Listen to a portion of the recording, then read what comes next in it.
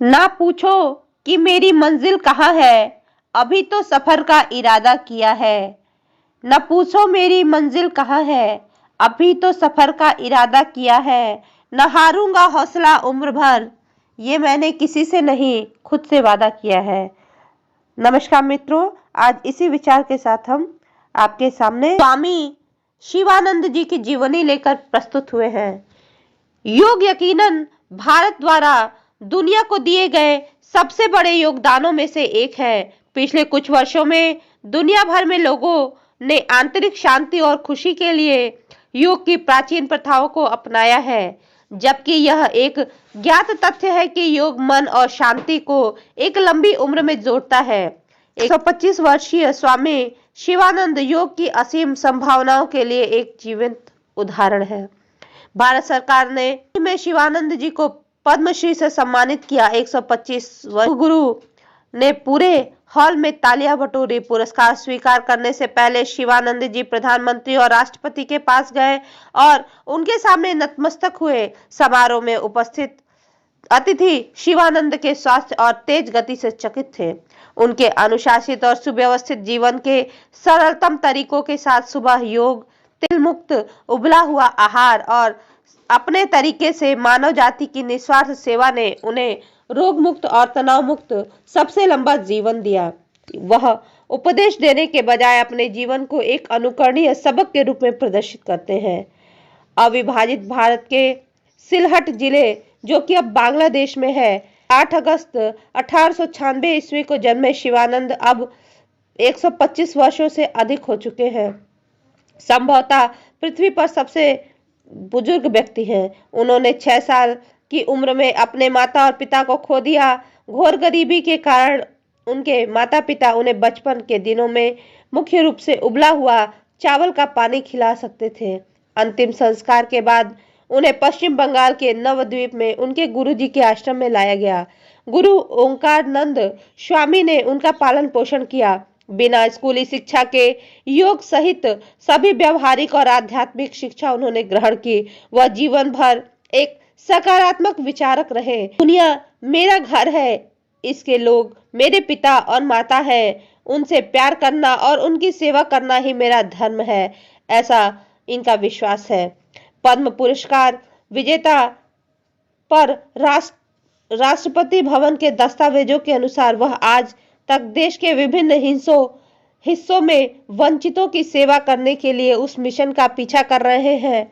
उत्तर पूर्वी भारत में वाराणसी, पुरी, हरिद्वार, नवद्वीप आदि में पिछले 50 वर्षों में स्वामी शिवानंद जी पुरी में 400 से 600 कुष्ठ प्रभावित भिखारियों से व्यक्तिगत रूप से उनकी झोपड़ी में मिलकर उनकी सेवा कर रहे हैं। वह उन्हें जीवित भगवान के रूप में मानते हैं और सर्वोत्तम उपलब्ध वस्तुओं के साथ उनकी सेवा करते हैं। वह विभिन्न सामग्रियों जैसे खाद्य पदार्थ, फल, कपड़े, सर्दियों के वस्त्र, कंबल, मच्छरदानी, खाने पकाने का बर्तन उनकी आवश्यकता के आधार पर व्यवस्थित करते हैं। वह दूसरों को विभिन्न वस्तुओं को प्रभावित लोगों को सौंपने के लिए प्रोत्साहित करते हैं ताकि उन्हें देने की खुशी महसूस हो, ताकि बाद में वे अपने अपने क्षेत्रों में इस प्रकार से मानवीय कार्यों को करने के लिए प्रेरित हों। स्वामी शिवानंद के स्वास्थ्य और लंबे उम्र में दुनिया भर को आकर्षित कर दिया,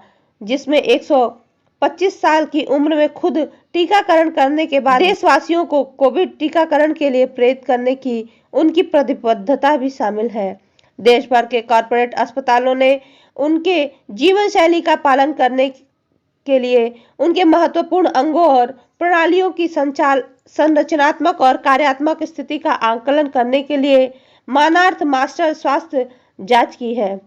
एक सम्मेलन हॉल में डॉक्टरों और प्रबंधन टीमों की उपस्थिति में अपने सबसे लंबे जीवन के रहस्य पर सवाल पूछने के लिए अपने इच्छाहीन सरल जीवन को साझा करने के साथ वह अपने स्वास्थ्य और लंबी जीवन के साथ साधना के रूप में विभिन्न योग और व्यायाम का प्रदर्शन करते हैं। स्वामी शिवानंद को 2019 में बेंगलुरु में योग रत्न पुरस्कार सहित विभिन्न पुरस्कारों से सम्मानित किया गया। वह 21 जून 2019 को विश्व योग दिवस पर योग प्रदर्शन में देश के सबसे वरिष्ठ प्रतिभागी थे। उनकी अनुशासित योग दिनचर्या के अलावा उनके खाने की कुछ आदतें ऐसी हैं जिन पर हम सभी को ध्यान देना चाहिए। उनमें से अधिकांश का पालन करना आसान नहीं है, लेकिन कुछ करके हम योग मुक्त और तनाव मुक्त हो सकते हैं। स्वामी शिवानंद जी हमेशा कहते हैं कि वह बहुत सादा खाना खाते हैं जो बिना तेल और बिना मसाले का होता है। वह चावल और उबली हुई दाल पसंद करते हैं। वह दूध या फल लेने से परहेज करते हैं क्योंकि उन्हें लगता है कि वे फैंसी खाद्य पदार्थ हैं। उन्होंने 2016 में AFP को बताया था कि मैं एक सरल और अनुशासित जीवन जीना पसंद करता हूँ। मैं बहुत ही सरलता से खाता हूँ, बिना तेल या मसाले के उबला हुआ खाना, चावल और उबली हुई दाल मसूर की उन्हें बेहद पसंद है। 125 साल की उम्र से अधिक होने पर भी वे अभी तक फिट हैं और बिना किसी चिकित्सकीय जटिलता के वह स्वस्थ हैं।